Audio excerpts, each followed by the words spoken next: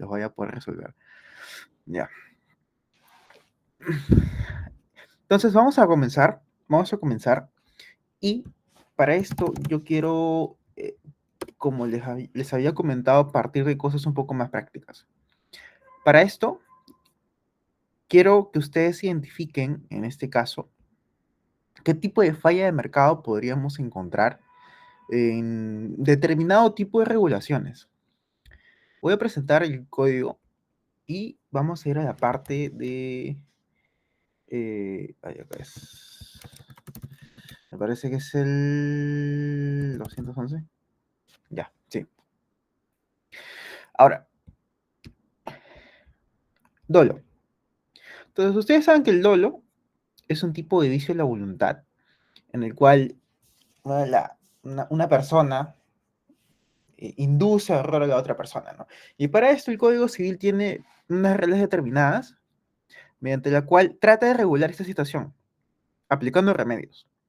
En este caso, el remedio es la anulabilidad.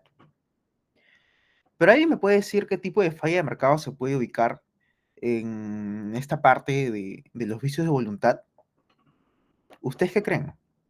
Participen, ¿no? Porque si no, no va a haber asesoría.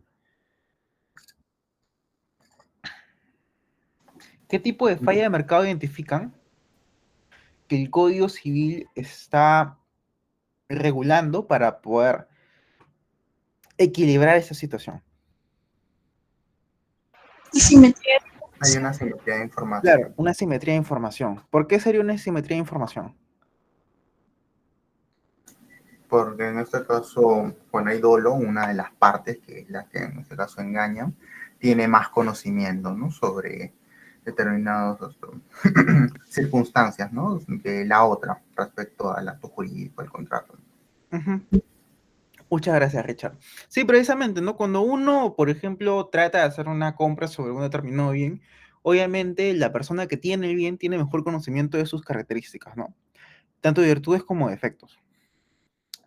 Y si precisamente nosotros tenemos que estos bienes tienen, o bueno, una de las personas que es la que vende, por ejemplo, sabe que este bien tiene un determinado defecto, pero la otra no sabe, pero precisamente la otra va a tener que o va a querer maximizar el beneficio que puede obtener de adquirir este bien. Sin embargo, no siempre va a resultar bajo esas condiciones o va a tener esos resultados. Usualmente puede ser un resultado contrario a lo que crea esa persona, ¿no? Que es el comprador. Pero a esto de acá tiene un nombre en concreto. Tiene un nombre en concreto que es parte, ¿no? Sí, es cierto, de la información asimétrica. ¿Saben cómo se llama? Cuando lo que yo quiero usualmente por causa de la simetría de información, no lo logro, y si no logro la consecuencia contraria, que no logro maximizar el beneficio, sino todo lo contrario. ¿Alguien puso algo acá en el chat? La simetría de información. Claro, pero es una consecuencia de simetría de información que es más concreto, ¿no? Que es lo que nosotros llamamos selección adversa. Entonces, en la selección adversa ocurre eso, ¿no? Hay una parte que tiene más información que la otra, y la parte que tiene menos información, probablemente lo que vaya a suceder si es que quiere ese bien, es que en vez de maximizar sus beneficios, va a, va a estar en detrimento de, ¿no? No va a poder maximizar su eficiencia. Bien. Vamos a ver 156, me parece. Ok. Entonces, también se había hablado de la parte de análisis económico del derecho privado, que existen situaciones en las cuales la actuación de una persona no necesariamente se da directamente por esta, ¿no? ¿Alguien sabe cómo se llama esa teoría?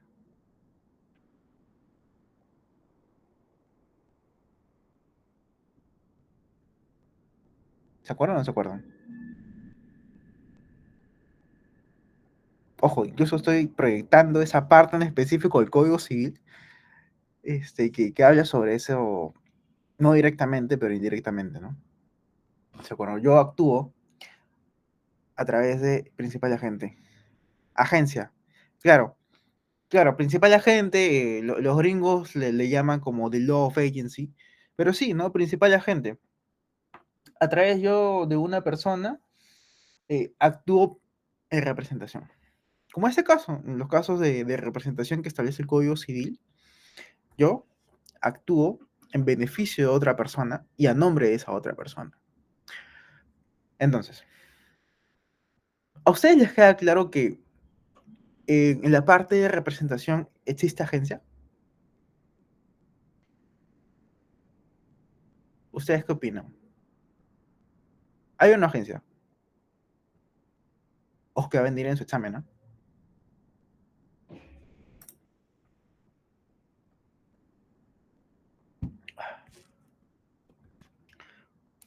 ¿Cómo se llama? Es buena pregunta. ¿Cuáles serán los requisitos para poder identificar la agencia?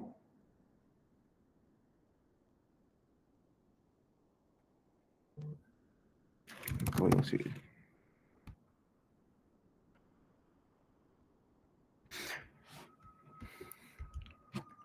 Bueno, uno de los requisitos es que precisamente se actúe en interés del agente. No, perdón, del principal. Que se actúe en interés del principal o en beneficio del principal. Y a nombre del principal. O a nombre del principal, perdón. ¿No? Algunos dicen que también tiene que haber subordinación. Pero principalmente es eso, ¿no? Principalmente es eso. Les voy a poner otro caso. Acuérdense, no de representación de beneficio.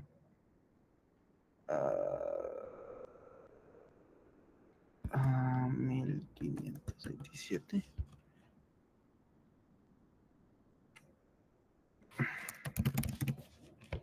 Mandato. Por acá debe estar. Por acá debe estar. Y si no está así, mandato. Acá está. Mandato. ¿Ustedes qué opinan? ¿En el mandato hay agencia? Si es que ustedes leen la definición del Código Civil. ¿Hay agencia o no hay agencia? Yo, en lo personal, diría que no, porque el mandato se puede confundir con el representante, pero no es la misma relación, porque un mandatario no es un representante. Yo diría que no hay subordinación, o bueno, y en consecuencia no hay agencia. Ya. Que no hay subordinación. Pero actúa en interés de. Sí, eso sí. ¿No? Porque dice, por ejemplo, por el mandato, el mandatario se obliga a realizar uno o más actos jurídicos por cuenta y interés del mandante. Dice, por cuenta y interés del mandante. No, claro, pero es que en la representación lo que pasa es que el representante es como si fuera el propio representado. En cambio, en la figura del Claro. mandatario tengo entendido que sí se entiende que son personas distintas. De hecho, que son personas distintas. Pero en la agencia no necesariamente se habla de representación. Por eso yo les comentaba de que no necesariamente en agencia se habla de que tiene que ser como si fuera representante, sino que actúa en beneficio del principal. Actúa en beneficio del principal o es representante del principal. ¿Por qué? Porque te dice por cuenta y interés del mandante. Por cuenta y interés del mandante. Entonces, ¿qué pasa si yo te contrato a ti, Héctor, para que tú puedas, no sé, construir un edificio? Construir un edificio. Tú construyes el edificio y por algún motivo causas daños. Causas daños. ¿Eso significaría que solamente te puedo demandar a ti? No, también a quien me mandó. Exactamente, ¿no? Exactamente. Porque fue por cuenta e interés del mandante. Por cuenta e interés del mandante. Y precisamente lo que se busca en la agencia es relacionar tanto al agente para responsabilizar al principal. Para responsabilizar al principal. Al menos eso es lo que se busca en The Law of Agency. Que si bien es cierto, en algunos casos puede haber subordinación, ¿no? Este caso hay subordinación, ¿o no la hay? ¿Ustedes qué opinan? En el caso de la agencia funciona como lo de la responsabilidad vicaria. Exacto, como responsabilidad vicaria. Sí, sí, tanto en la parte extracontractual como contractual. Porque, por ejemplo,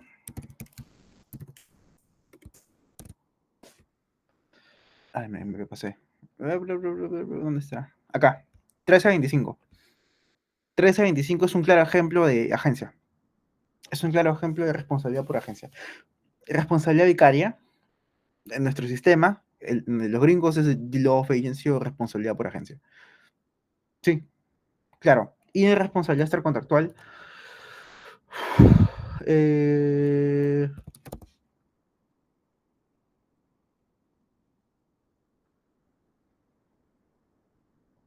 ay, carajo, ¿dónde está?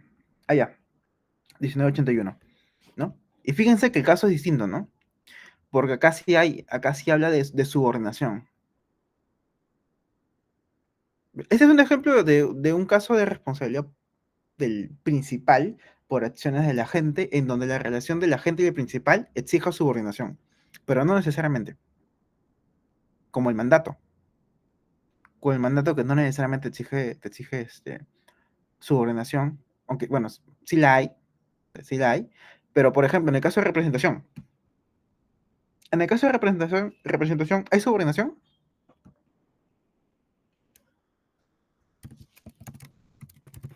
Yo creo que sí, porque incluso en la situación de derecho societario, por ejemplo, cuando hay un gerente general y no se encuentra y le delega funciones a otra persona, independientemente de que le haya delegado esas funciones, siempre responde el gerente general. El problema ahí es que el gerente general sí es un subordinado, porque el gerente general actúa en representación de la sociedad, pero también tiene un contrato. Tiene un contrato. Entonces, hay una fuente, una obligación que es un contrato que tiene Brenda.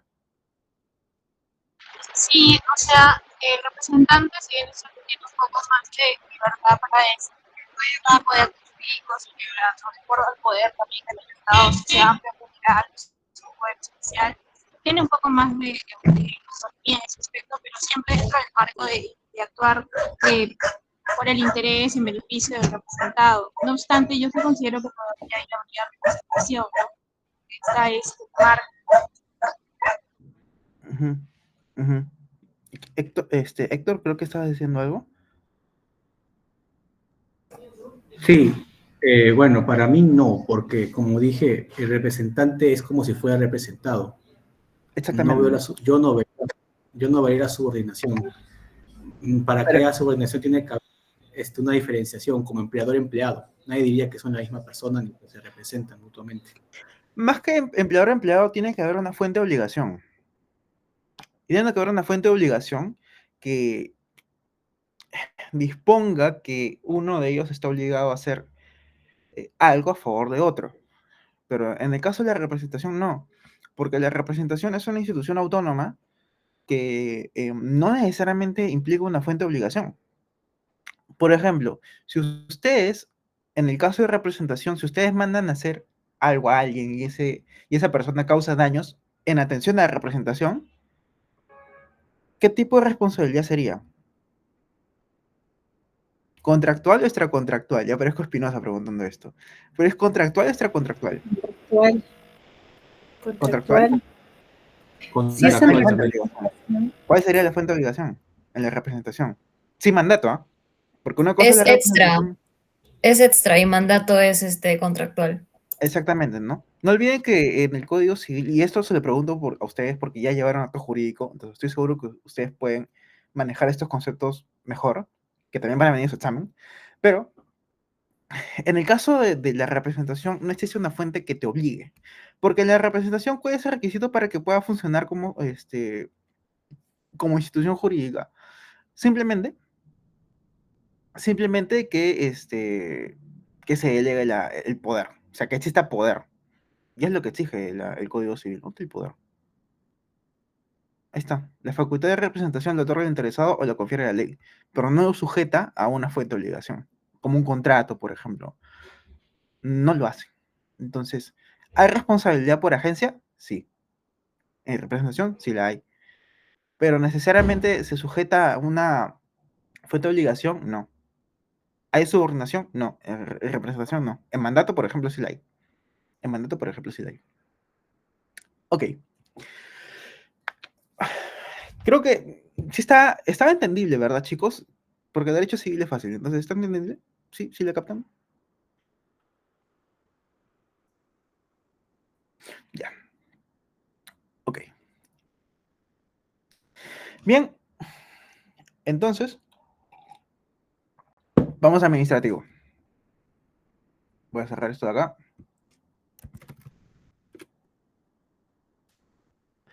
Aunque no sé a cuántos acá les gusta administrativo, pero yo les juro que administrativo es súper chévere. Cuando lo entiendes.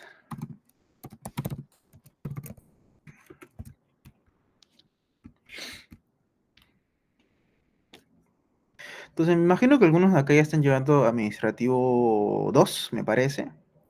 No sé si con el profesor Juanjo, pero me imagino que ya lo están viendo. Ok. Principios. Principios de la administración pública. O bueno, del procedimiento administrativo. Tenemos varios, son bastantes, pero también voy a enfocarme en algunos, no en todos. Uno de esos, de los cuales yo me voy a enfocar, va a ser el principio de verdad material. Verdad material y el principio de presunción de veracidad que está por acá. Ah, y predictibilidad.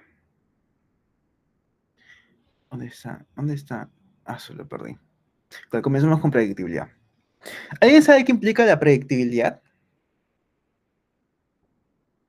De las pronunciamientos, decisiones, tal, todo lo que hay en la entidad pública debe tener una cierta línea, al menos en cierto sector, para que así los administrados puedan tener cierta seguridad jurídica. Ujú, ujú. Claro, por ejemplo, yo les cuento los casos de proceso de saneamiento que yo veo.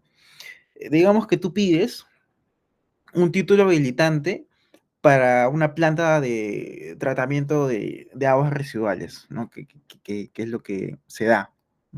Entonces, ese título habilitante, digamos que tiene ciertos requisitos que se manejan a través del procedimiento administrativo. Y que con la presentación de determinados requisitos se va a tener una respuesta positiva. Es decir, se va a aprobar el título habilitante. Entonces, ¿qué pasa? ¿Qué pasa si en el procedimiento administrativo, o vamos un poco antes, ¿por qué creen ustedes que se ha dispuesto esta regla? Atención a la ED.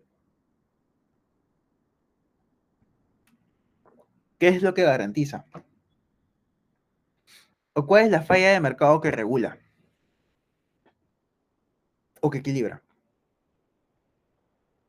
La simetría de información. Ajá, claro. Precisamente, existe de por sí ya una relación asimétrica entre el Estado y el administrado, ¿no? Entonces, quien tiene la mejor facultad para poder conocer el resultado de sus decisiones son las entidades. Pero a raíz de que, por ejemplo, las entidades puedan publicar sus resoluciones sobre determinados procedimientos, o por ejemplo, si es que a través de acceso a la información puedas sacar esas resoluciones, que tengan un determinado patrón, lo esperado es que tú, al momento de solicitar o ir a un determinado procedimiento esperando una respuesta positiva, cumpliendo con casi los mismos estándares, ese procedimiento, a comparación de los anteriores, la respuesta esperada es que exista una respuesta positiva. Y por eso mismo se regula el principio de predictibilidad o confianza legítima. Porque en atención a que existe una asimetría de información sobre los resultados que puede dar la administración, también le da cierto reconocimiento al pronunciamiento que ellos tienen, la administración, sobre los administrados en anteriores momentos, para que luego los posteriores que inicien un procedimiento se puedan hacer valer del derecho o del criterio de la administración que ha venido teniendo con los anteriores administrados. En atención a que otro principio, que es más constitucional, Seguridad jurídica. algo más concreto. Igualdad ante la ley. Igualdad ante la ley. A la ley Porque si tú le aplicas una norma de cierta forma a ciertos sujetos, las tienes que aplicar a todos. No hay criterio para poder hacer una distinción entre uno u otro. Uno u otro.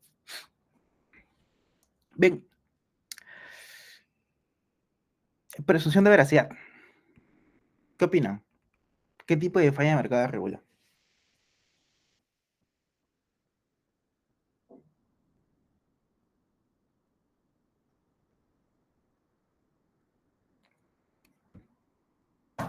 Diría que también otra vez asimetría de información. Ujú. Precisamente. Precisamente porque, pero este es un poco más a la inversa, ¿no? Y se crea una ficción que se puede probar en contrario. Entonces, se presume que todo lo que presenta el administrado es cierto, salvo que en atención al principio de verdad material, tu administración busques esa información, pero tú tienes ese poder para poder hacerlo. El administrado no. Tú busques esa información, la verifiques y veas si es verdad o no. Veas si es verdad o no. Vamos a algo un poco más concreto.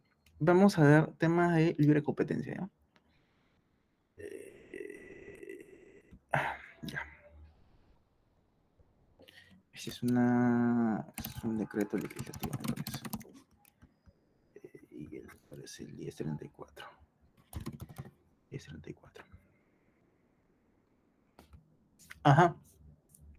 ¿Alguien sabe qué regula esta norma? ¿Qué les dice la ley? El nombre de la ley. Ley de represión de conductas anticompetitivas. Regula, bueno, o en todo caso reprime la competencia desleal y garantiza la libre competencia. Mal. En la primera estabas mal, en la segunda estás bien. No reprime la competencia desleal, ya que eso se maneja a través de otra ley, que es la Ya. ley de represión de conductas de competencia. No, ley de represión de competencia desleal. Acá lo que se garantiza es la libre competencia. El margen es distinto. En la libre competencia, lo que quiere las empresas es disminuir la cantidad de competidores que hay en el mercado.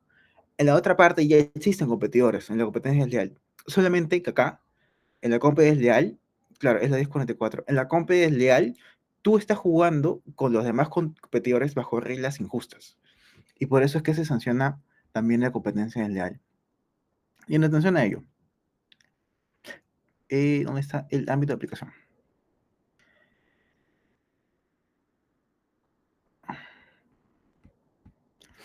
Vamos a ver si ustedes la captan.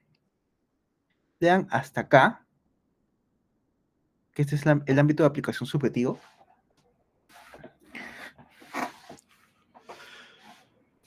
¿Y qué tipo de falla de mercado regula?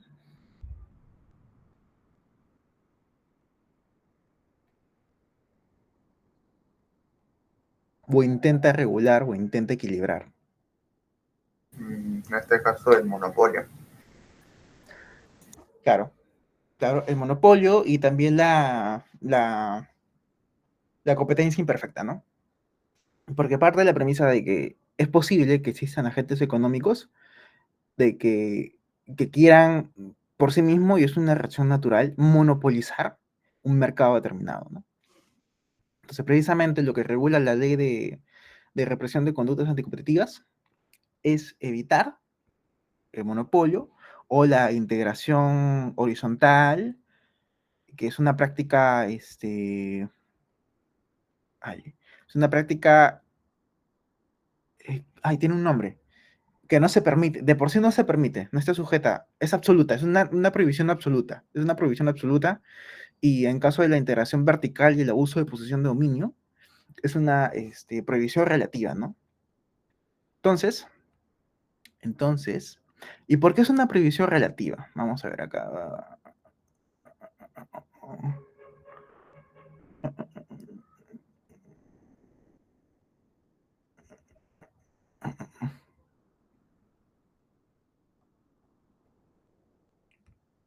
Ay, no lo encuentro.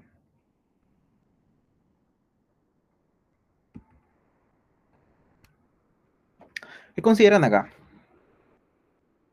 Que se había comentado en clase, ¿no? ¿Qué entienden por ustedes cuando se habla de la posición de dominio de este artículo? ¿Cómo se sanciona? Se sanciona el abuso de la posición de dominio y se entiende por posición de dominio O sea, que eres la número uno dentro del mercado en tu rubro. Abusas de ello para influir en la competencia, evitar que otros crezcan, etc. Ujú, ujú, ujú. ¿De acuerdo? ¿De acuerdo? Ahora yo les voy a enseñar. eh,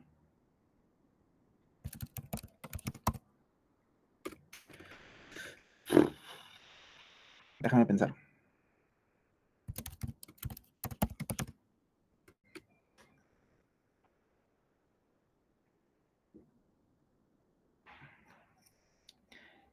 Ya.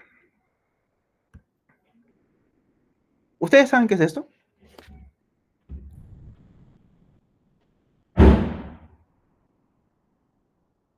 ¿Saben qué es par?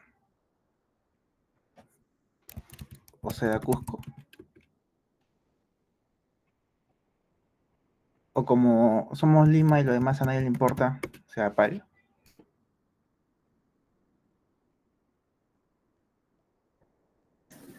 Son empresas públicas que en este caso tienen el monopolio, ¿no?, del agua potable en distintas ciudades. Exactamente, exactamente. Ellos tienen el monopolio en distintas ciudades.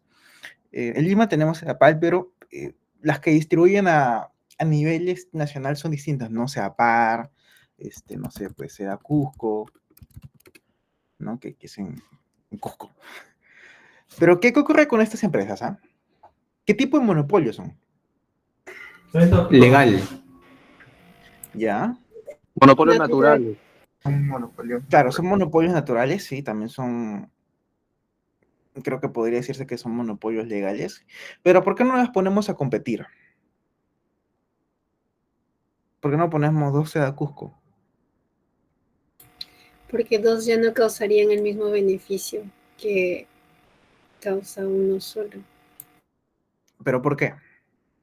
Porque ¿Por qué no causaría el mismo beneficio? disminuye el beneficio social.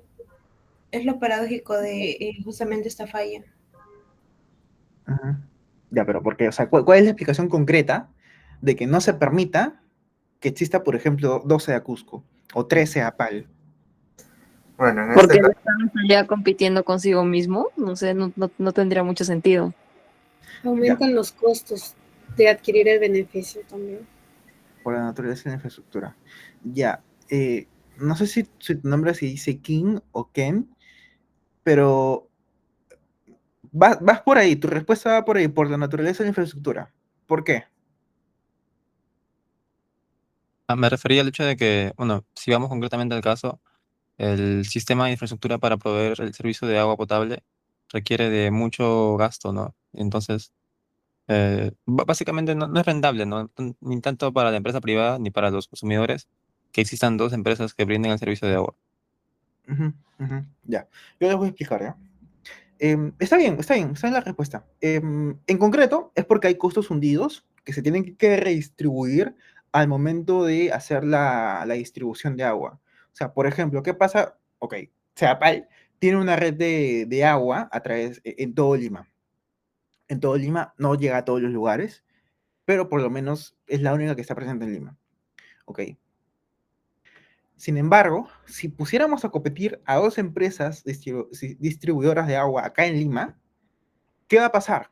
Lo que va a pasar es que primero tiene que haber una nueva red en donde se tenga que distribuir esta agua. ¿Por qué? Porque no se va a compartir la red que usa Seapal para poder compartir su agua. Tiene que ser una red distinta. ¿Por qué razones? Dependiendo de lo que considera Seapal. Pero tendría que ser una red distinta. Tiene que ser una red distinta. Y ahora, cuando es una red distinta, ¿qué va a pasar? Esos costos se tienen que redistribuir, ¿no? Porque se paga por esa red, se paga para que llegue a tu casa y tiene que llegar a todas las casas. Y como tiene que llegar a todas las casas, este costo tiene que ser redistribuido entre todas las casas.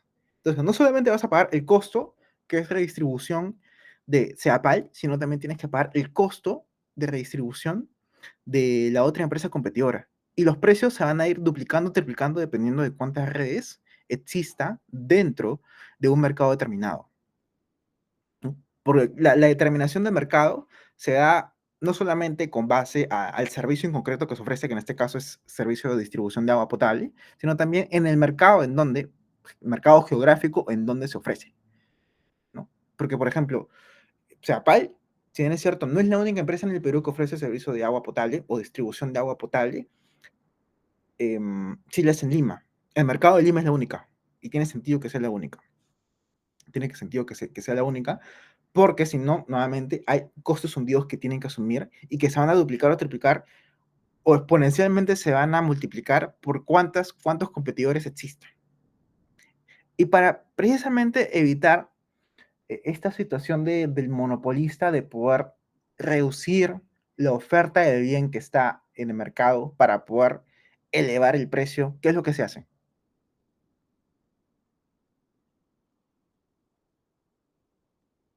¿Qué es lo que se hace? Declarar como servicio público. Ok, ¿y qué se hace con el servicio público? Se regula. Exactamente, Es se una regula. Con el servicio público se regula.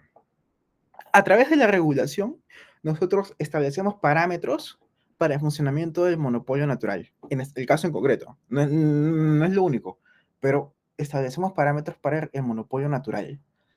Regulación hay sobre un montón de cosas, pero hablo del caso en concreto, una regulación. ¿De qué tipo? En este caso puede ser una regulación económica. Plus, por ejemplo, distribución de energía eléctrica. Y ojo, en temas de distribución de energía, o bueno, en temas de energía, el único mercado regulado es el de distribución. Por si no sabían, en el mercado de energía eléctrica existen tres fases: la generación, la transmisión y la distribución.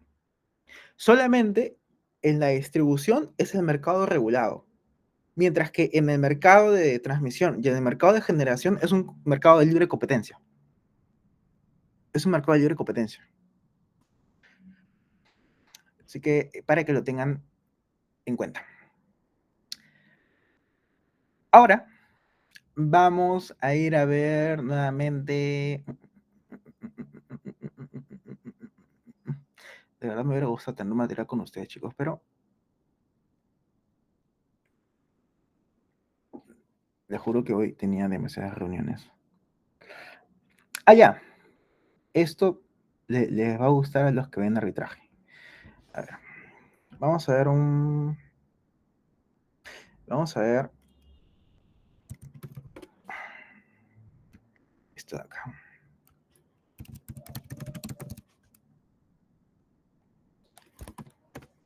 Que no es algo que no se haya dicho en clase, o sea, no es que se haya visto arbitraje en clase, pero la idea es razonar un poco más, aplicar los conceptos del análisis económico al caso en concreto, a las normas en concreto. Así que vamos a ver esto. ¿Alguien sabe cosas de arbitraje? Que no sea Lucía.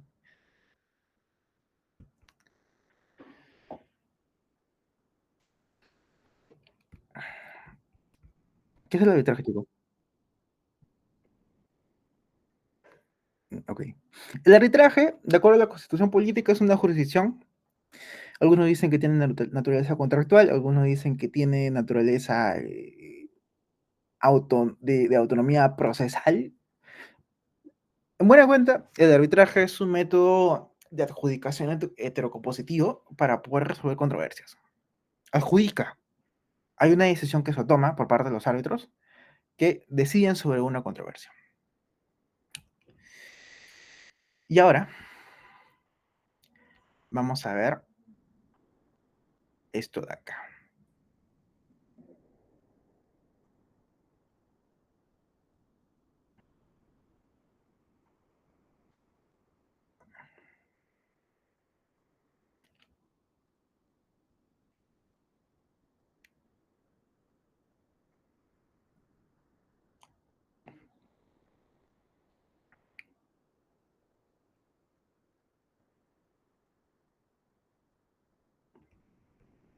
Número de árbitros. En el arbitraje, usualmente lo que ustedes hacen es al momento de designar sus árbitros. Primero que nada, cuando ustedes van a un arbitraje, tiene que haber un convenio arbitral, porque si no, no pueden. O pueden, si es que ustedes presentan la solicitud y otra parte acuerda. Digamos que convenio arbitral. Pero digamos que ese convenio arbitral No regula, por ejemplo, las situaciones sobre actuación probatoria y tampoco regula sobre el tema de designación de árbitros. ¿Qué reglas aplicamos ahí?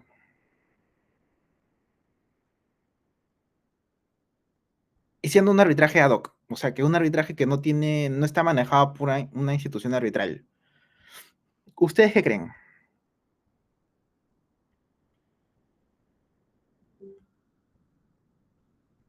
¿Alguien puede leer ese artículo de acá? El decreto, o sea, la ley de arbitraje. Claro, claro, aplicamos la ley de arbitraje. ¿Y por qué la aplicamos? Em, Porque la ley de arbitraje, antes que nada, es una norma bastante dispositiva. Tiene varios aspectos que son dispositivos. Creo que los pocos, me parece que son, por ejemplo, los de anulación del laudo, que esos sí no son dispositivos. Aunque creo que se puede renunciar a la anulación, pero bueno, en fin. El punto, el punto es que si hay normas o si el convenio, por ejemplo, no te regula la forma en cómo se designan los árbitros, viene a apoyar acá la normativa, la ley de arbitraje. ¿Y esto a qué ayuda a reducir, chicos? ¿Qué es lo que reduce que yo aplique una normativa en favor de poder continuar con un criterio de interpretación contractual? Que en este caso es un convenio arbitral que le falta un aspecto normativo. ¿Qué es lo que reduce? ¿Qué es lo que me ahorra? Pues reduce la cantidad de arbitrajes que, digamos, tienen cláusula patológica y que no podrían seguir, o sea, no podrían hacer efectivo el arbitraje. Exactamente, ¿no? Porque un arbitraje no puede existir sin árbitros. Entonces, eso va a hacer, ¿no? Que te quita el problema de que tu convenio sea patológico. Y alguien dijo algo más, y que consecuentemente te reduce los costos de transacción. Entonces, los costos de transacción son aquellos que no son parte de las prestaciones, pero sirven para poder celebrar, bueno, negociar, celebrar o ejecutar el contrato. En este caso, este tipo de costo de transacción, gracias Selene por mencionarlo, ¿qué tipo de costo de transacción es? ¿Es un costo de transacción derivado de la negociación, de la celebración o de la ejecución del contrato?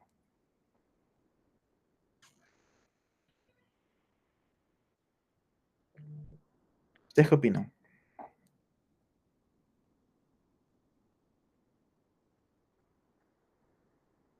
Ejecución. Sí, precisamente, ustedes cuando van a someterse a un arbitraje, ustedes ya no están en fase de negociación, hay un acuerdo, ¿no? Tampoco están en fase de celebración, porque están partiendo de la premisa de que el convenio arbitral se está activando y el convenio arbitral nunca se va a activar en fase de celebración, salvo que, no sé, pues exista un acuerdo preparatorio, pero inclusive así.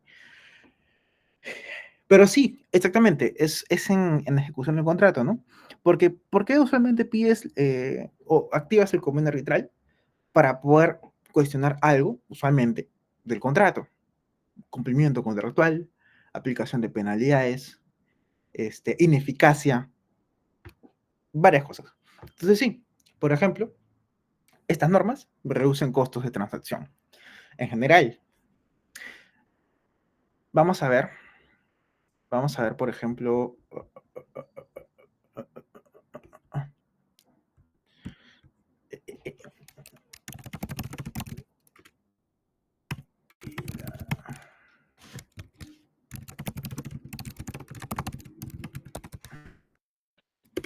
este año.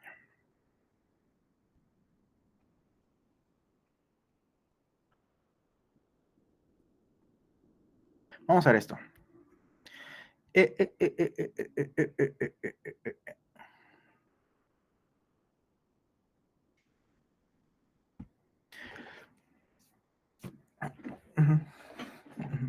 Esa es la parte de consolidación de arbitrajes.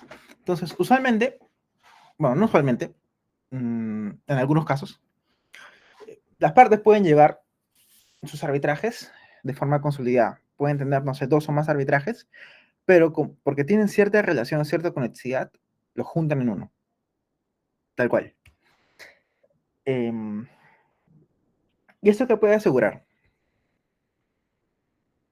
¿Opiniones? ¿Qué garantiza la consolidación de arbitrajes?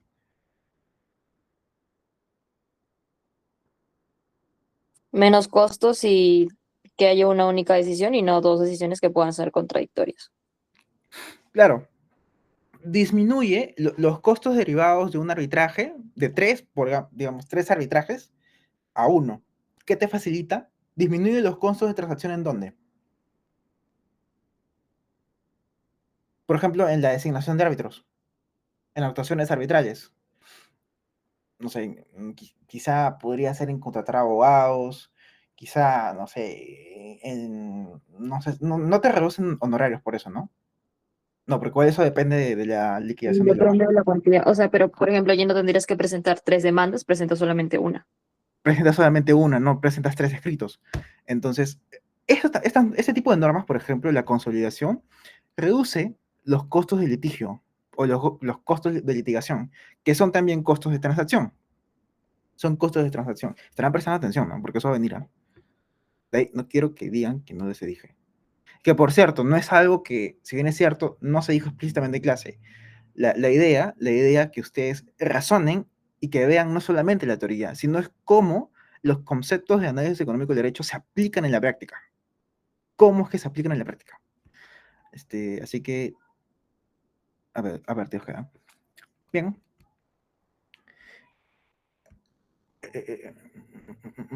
Libertad. Ok, vimos arbitraje. Vamos a contratos.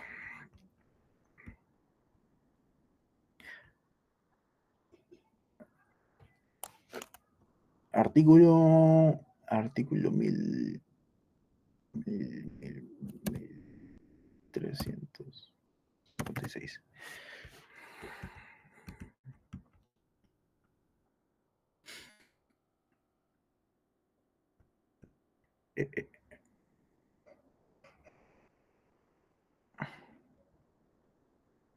¿Dónde está? A lo mejor vamos por 1526. Ya, compra-venta. Compra-venta. O mejor, arrendamiento. Ya. Ok. Entonces, en el arrendamiento tenemos muchas reglas. Bastantes reglas. Pero, vamos a ver por acá.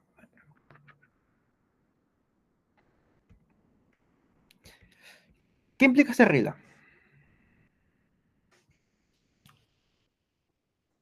¿Qué tipo de costo de transacción está involucrado ahí? ¿En qué fase? Negociación, diría yo. Dice, si no se indica en el contrato el tiempo en el lugar de la entrega, debe realizarse inmediatamente donde se celebró, salvo que por costumbre deba efectuarse en otro lugar o época. ¿Seguro que negociación? Ejecución.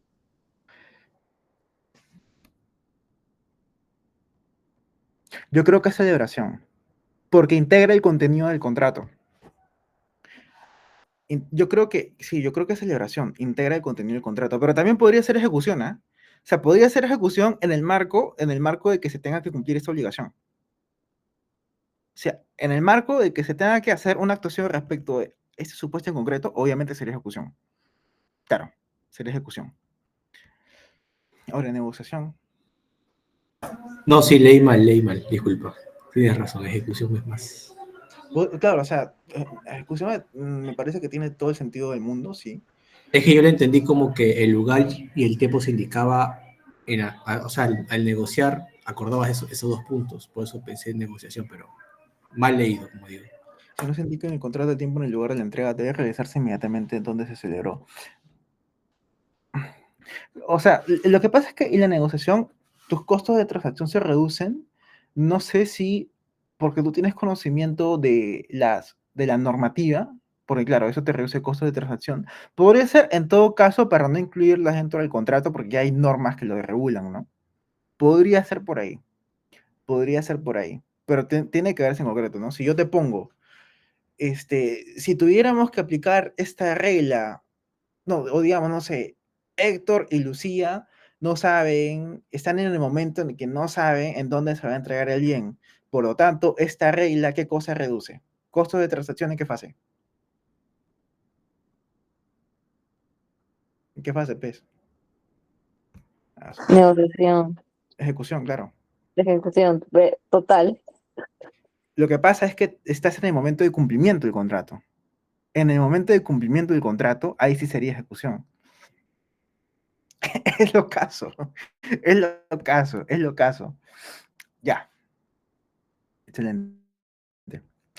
Excelente. Vamos a ver otro ejemplo. Sí, entiendo que hay un poco, es un poco complicado, por eso les comento que va a ser un poco más del caso en concreto. Otro ejemplo del Código Civil.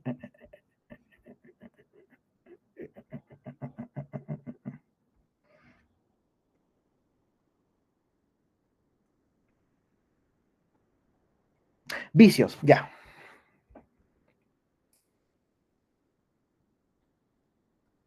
¿Pero dónde está? Ah, creo que está arriba. De avisos por obra será. ¿Dónde está? Ajá. Me parece que igual lo pueden identificar. ¿Pero qué tipo de falla de mercado regula este artículo?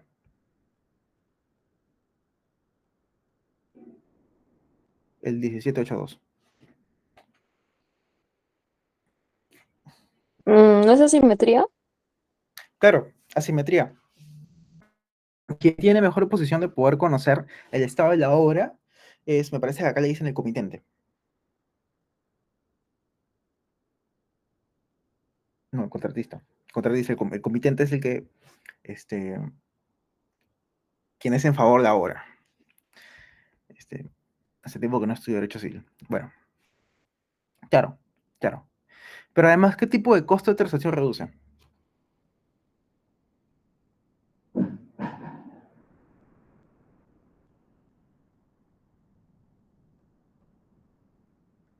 Ante reglas no pactadas.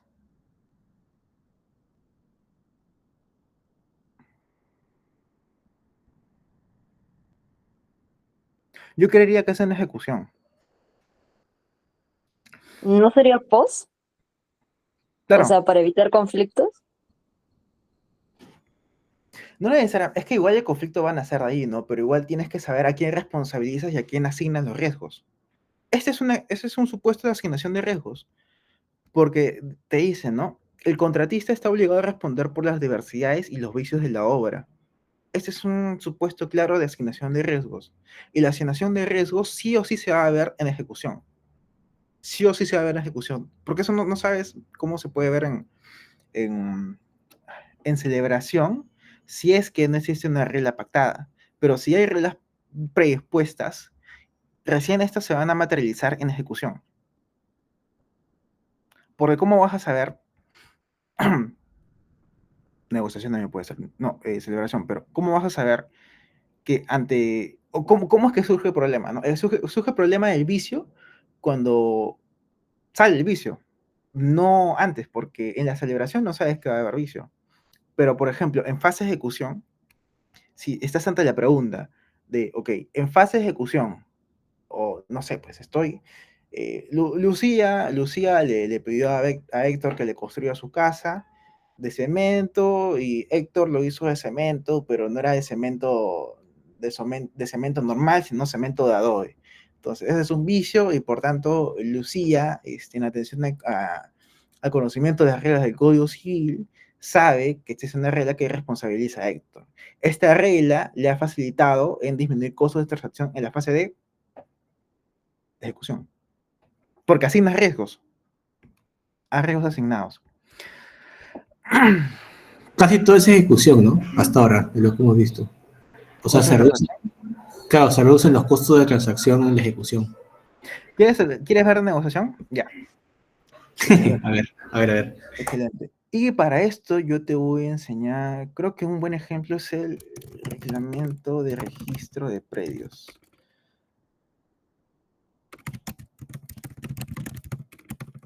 Si ustedes van a llevar seminario de derechos reales y garantías. Yo les recomiendo que lleguen con Huerta para ver estos temas registrales, ¿no? A ver. Y Lama. Lama también es bueno, pero él creo que ve un poco más el litigio. Ambos son buenos.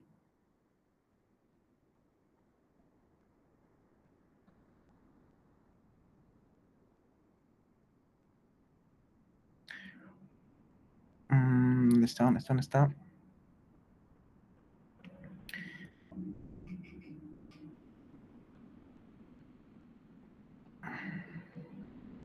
¿Era este?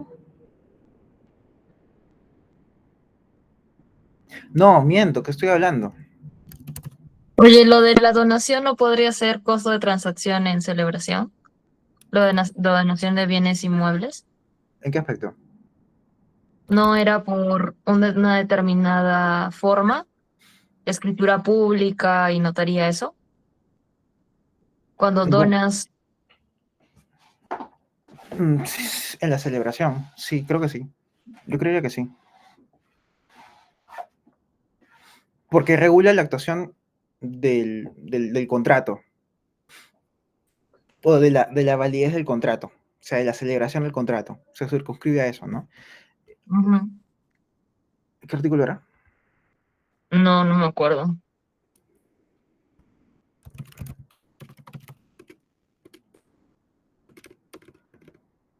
Olvido. Ya. Artículo 2014. ¿Qué tipo de costo de transacción se regula acá?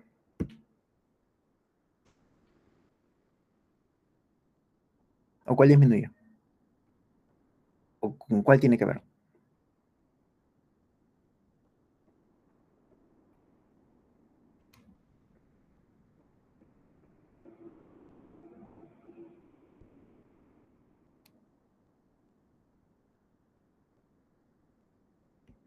O antes que mueran.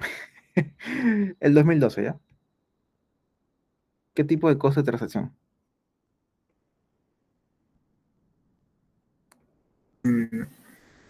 Creo que eso sería no la negociación, sino incluso una fase previa a la negociación, ¿no? Como la fase precontractual, cuando uno está buscando información sobre Esa es negociación. arte. Sí, pues. Ujú, ujú. Cuando hablas de fase previa o fase precontractual, eso se llama negociación.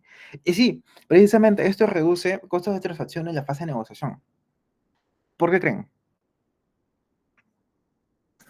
Justamente porque ayuda al posible al contratante, o bueno, posible, en este caso, a obtener información, ¿no? Sobre los bienes o sobre su misma contraparte. Ujú. Sí, definitivamente. Definitivamente. Y cuando ustedes, por ejemplo, quieren solicitar o no sé, quieren ver algún tipo de información sobre un determinado bien, cualquiera, como hay publicidad, ustedes lo ven por acá. Entonces, en la parte de negociación, la norma les obliga a ver esto. Y disminuye costos de transacción en la negociación. Un claro ejemplo. Un claro ejemplo. Ahora, antes de que me olvide,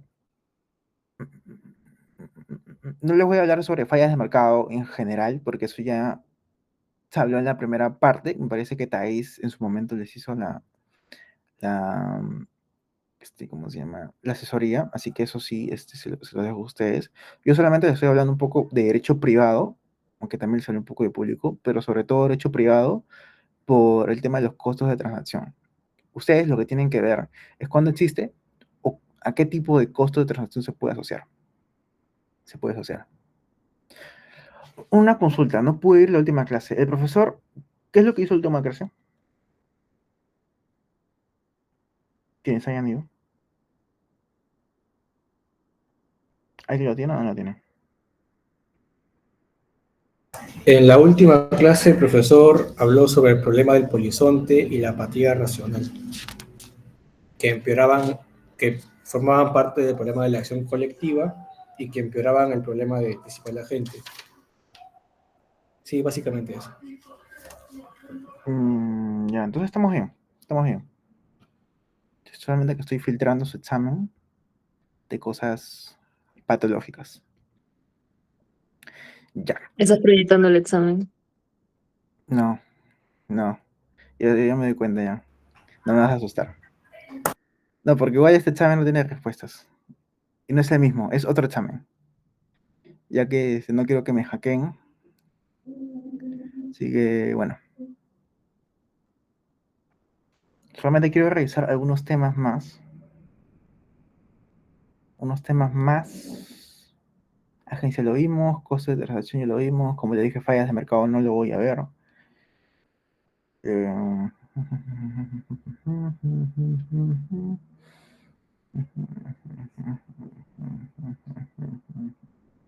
Algo de lo que ustedes tengan duda, por si acá. Que no se fallas de mercado porque les dije que no lo voy a ver.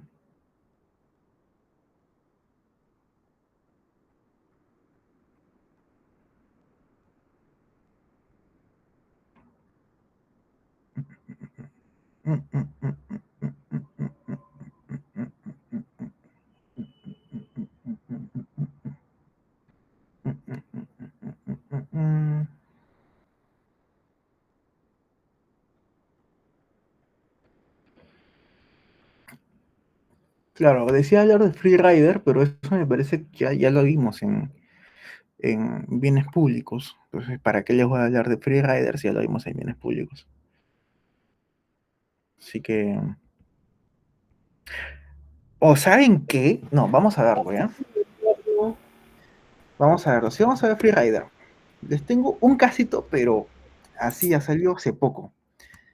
Ha salido hace muy, muy poco. ¿Dónde está?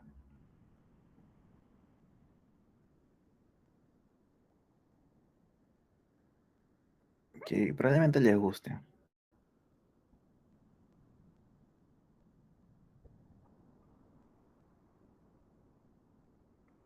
Este caso es... En consumidor siempre salen cosas bien, bien chistosas. Ya. ¿Qué opinan? ¿De ayer, ah?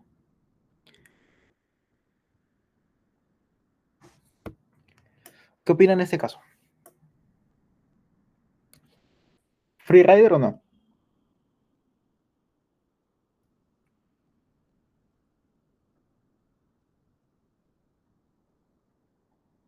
Sí, ¿no?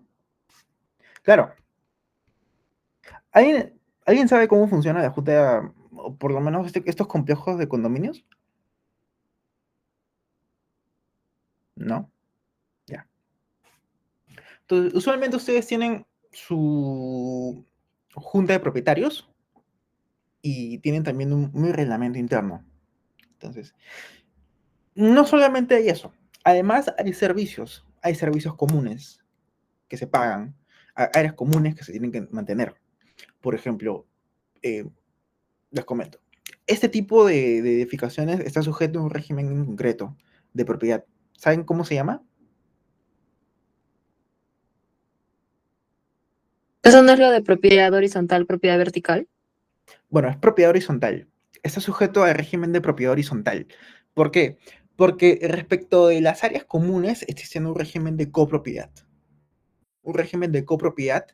Y bueno, respecto de sus propias áreas, es propiedad exclusiva, ¿no? Pero precisamente para que puedan acceder a sus departamentos o conjuntos habitacionales, no sé, sus duplets, sí o sí tienen que pasar por los bienes comunes o por los lugares comunes. Entonces, por esto existe una regulación y esto también se traslada dentro del reglamento interno, el reglamento de propietarios.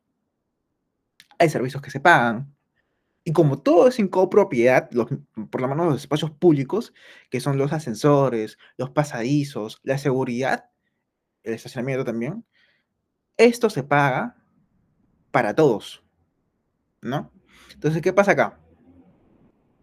Que parece que se le restringió a una de las personas poder usar el elevador para poder ascender a su departamento. ¿Y qué pasa? Que esta persona no había pagado el mantenimiento, ¿no? Porque se paga mantenimiento para poder acceder al servicio que te da o que ofrecen la junta de propietarios para que tú puedas usarlos, ¿no? ¿Qué pasa si no pagas? No tienes derecho a usar el servicio. Puedes ir, ¿no?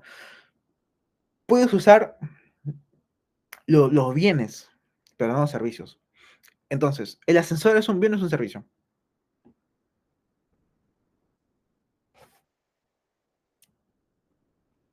Es un servicio.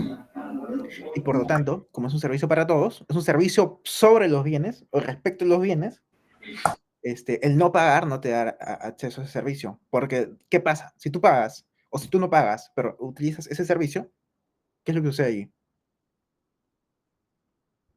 Todos los demás no van a querer pagar. El problema del free rider, porque te haces valer del pago, o te beneficias del pago de otros sobre ese servicio que tú no pagas. Entonces, claramente, en ese caso, hay un tema de free rider, ¿no? Clarísimo, clarísimo. Ahora sí está claro el tema de free rider. Acá esto igual ya lo habían visto en, en bienes públicos, así que Ese ejemplo me suena más a los bienes club. a los bienes club. Aquí es parte de, o sea, es parte de también. Porque el free rider me parece que no solamente se va, al menos los gringos no lo ven así, pero free rider no solamente va por los bienes eh, públicos en sentido económico. Me parece que también por los bienes club. Ay, me tengo sueño.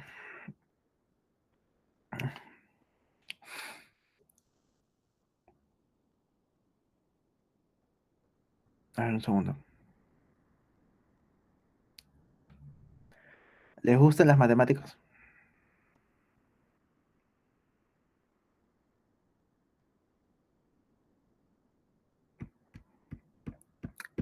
Muy bien. Estrategia. Vamos a ver.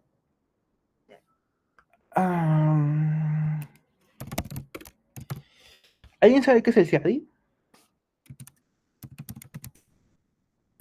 ¿Qué cosa?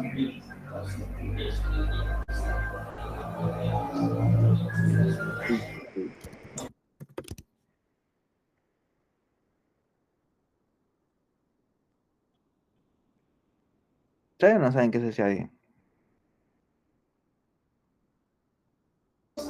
Es el Centro Internacional de Arreglo de Diferencias Relativas a Inversiones.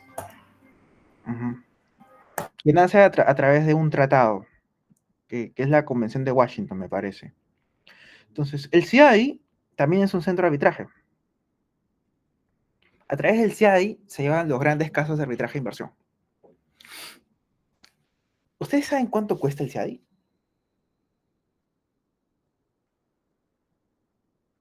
Aparte de los 100.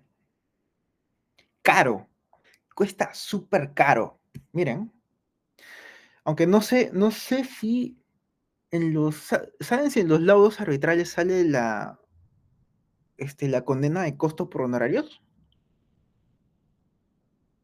Sí, sale de todo. O sea, ¿Está en el solamente laudo? de... Sí, Entonces voy a buscar el en, laudo de en todos la... los lados sale la condena de costos. Ya, entonces voy a buscar... ¿Cuál fue el laudo Municipalidad de Lima contra el Rutas Metro de de Lima 2, Lima. ¿no? Que fue uno de esos. No, ese es otro arbitraje. O sea, Rutas de Lima Ah, contra Rutas de Lima. Municipalidad de Lima. Rutas de Lima.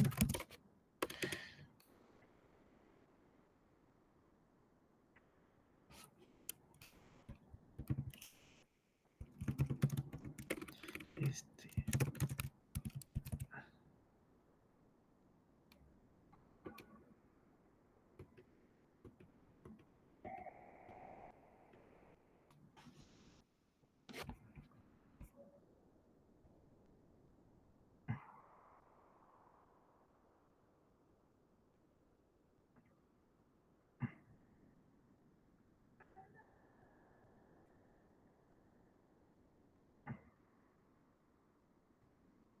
Pero estoy buscando uno donde salga el... O sea, acá me dice la condena de años, pero no me aparece la cantidad. Pues, porque está como determinable. No, o sea, igual hay algo acá, miren. Miren. Ya. Entonces, el CIADI es un centro de arbitraje donde se resuelve controversias relativas a inversión. Es un centro bien caro. O sea, resolver un caso allí que tenga que ver con arbitraje de inversiones es ultra caro. Entonces, miren estos casos. Los honorarios de árbitros y secretaría administrativa, o sea, del secretario arbitral, ascienden a casi $1.000.000. $1.000.000. Y el gasto de audiencia, $100.000. Es alucinante. Y eso es poco, me parece.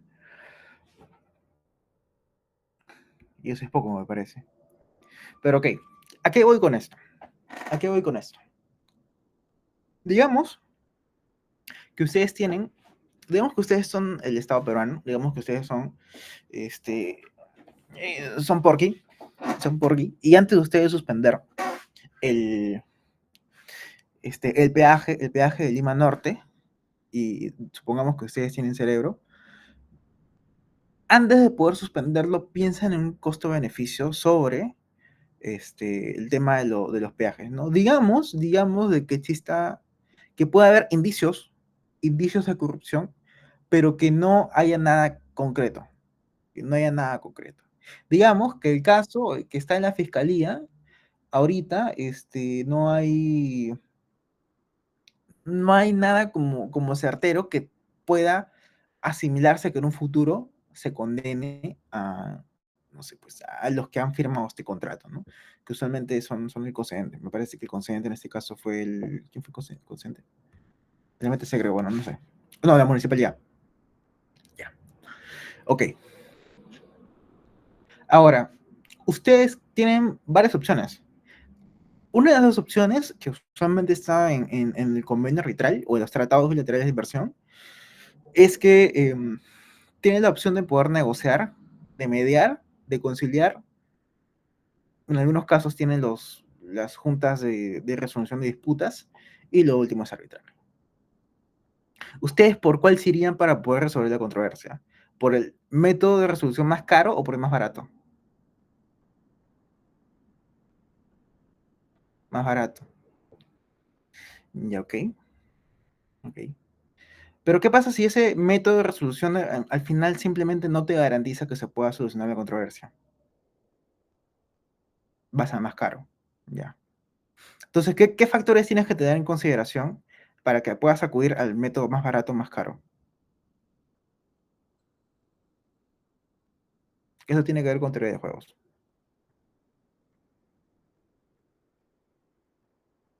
O sea, tienes que hacer más o menos una estimación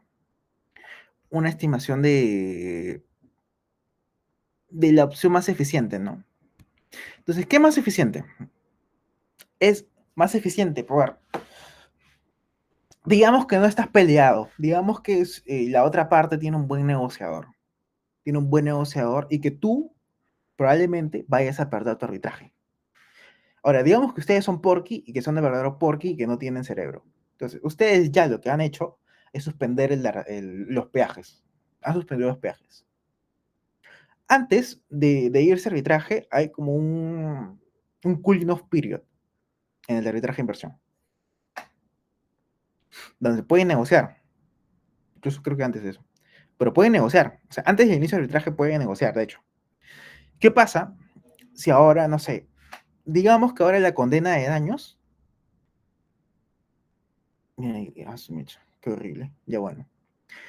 Supongamos que la condena, que este lado tiene una condena de daños, no sé, pongamos de, no sé, $50 millones. Pero en negociación, el, el concesionario, no sé, pues les pide 1 millón. ¿Qué harían ustedes? ¿Ir al arbitraje y pasar el riesgo de ganar, porque puede ser que ganen, si es que se demuestra la corrupción? la corrupción, o perder, pagar los 50 millones y que además les condenen al pago de los honorarios arbitrales. ¿Qué es lo que querían ustedes? ¿Cuál es la opción más eficiente en fase de ejecución que disminuye los costos de transacción? Yo sé que les estoy haciendo pensar mucho, pero es por su bien.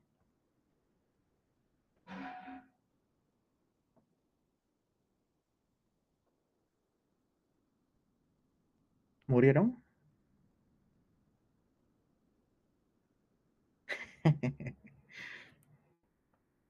Lo que yo haría es depender de las circunstancias, ¿no? Si obviamente es totalmente inconstitucional que tú hayas suspendido el peaje, obviamente le pagas el millón. Pero si hay indicios de corrupción fuertes y claros, y muy probables que se condenen, o sea, altamente probados, te vas a arbitraje. Te puedes ir a arbitraje. Porque incluso en algunos casos los árbitros en el arbitraje de inversión podrían hablar sobre, no declarando la corrupción, pero sí por lo menos diciendo no, hay serios indicios de corrupción en este caso. Así es. Ya. Porque yo les digo, o sea, yo sé que en teoría es mucho más fácil entender este tema de los costos de transacción, ¿no? Pero yo considero que es mucho mejor que lo tienen en la práctica, porque aparte que va a ser parte de su examen, es mucho mejor que lo vean de esa forma. Analizarlo en ese sentido, para que no sean como por qué. Así que no sé si ustedes tienen alguna pregunta adicional, chicos.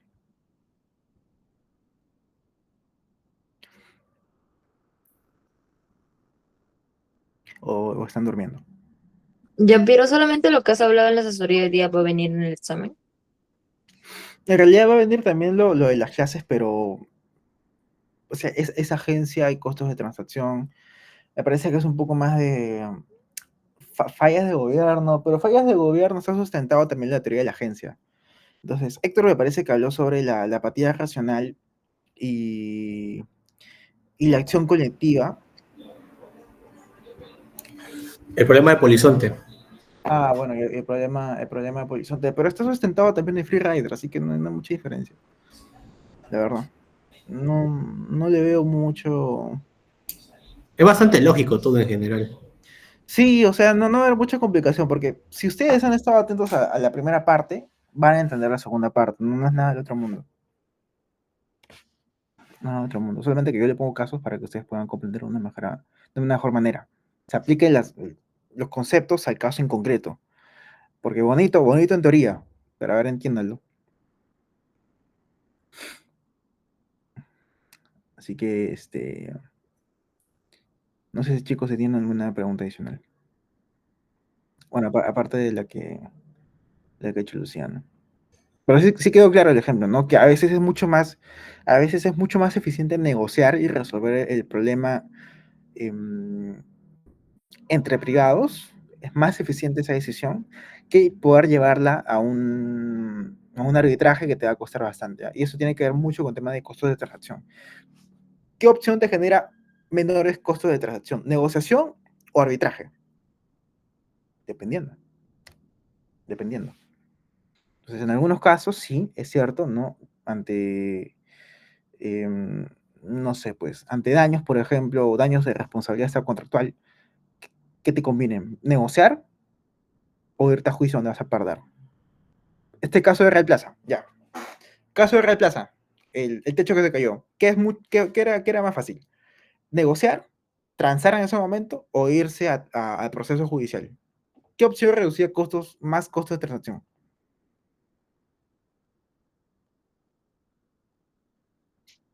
Pero Transacción un muerto. extrajudicial. No, pero no con. Bueno, igual puede transar con la familia, ¿no? ¿Alguien dijo algo? ¿Más? Transacción extrajudicial.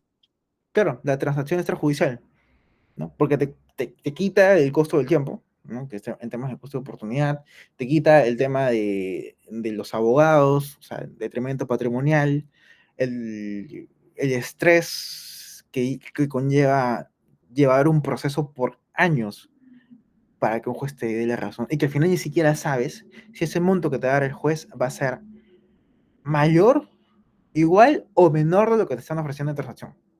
Entonces, opción más eficiente probablemente sea la negociación.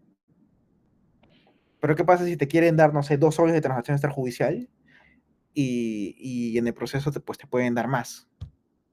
Obviamente ahí ya la opción más eficiente no es la transacción, sino es ese proceso judicial. Este caso, por ejemplo, primer pleno casatorio, me parece. ¿Saben en qué consistió el primer pleno casatorio? Y acá acabó. ¿Saben o no saben? Es derecho civil, ¿ah? Ya. ¿Qué pasó con la minera?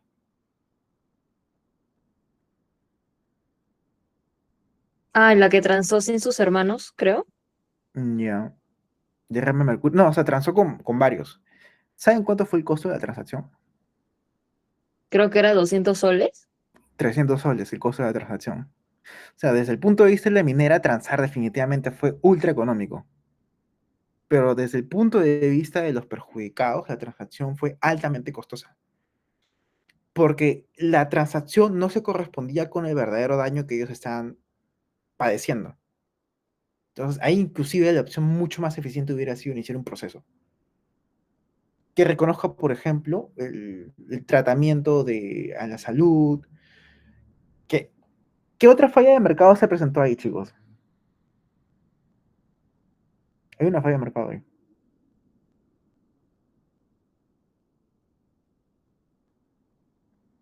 Externalidad. Esa es una. Aparte de externalidad, Asimetría me parece también, ¿por qué la simetría? porque creo que les engañaron a las personas porque no sabían lo que estaban haciendo prácticamente. No Entonces, conocían el verdadero estado del daño que estaban padeciendo. Entonces, eso no lo ves en el instante, eso ya lo ves al tiempo, ¿no? Entonces, claro, aparte de externalidad de hecho, o externalidad negativa, también estaba un supuesto de simetría de información. Claramente.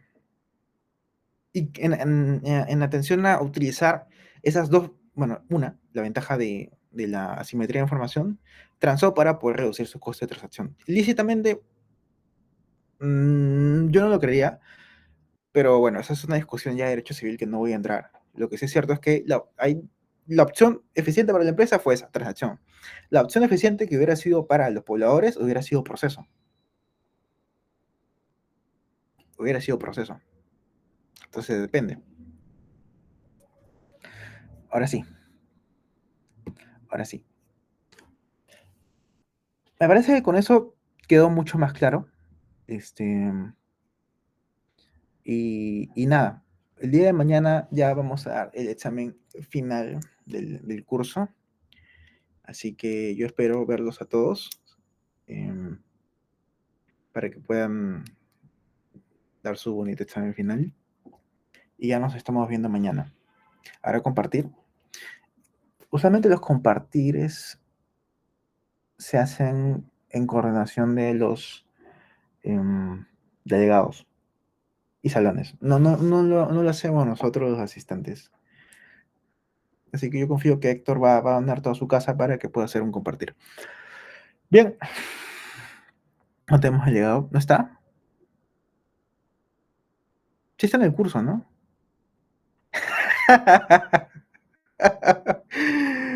Bueno, chicos, les toca hacer designen esa como delegado, qué sé yo. Ustedes tengan un delegado interino y ya manéjenlo como ustedes crean pertinente. Así que nada, ya nos estamos viendo mañana para poder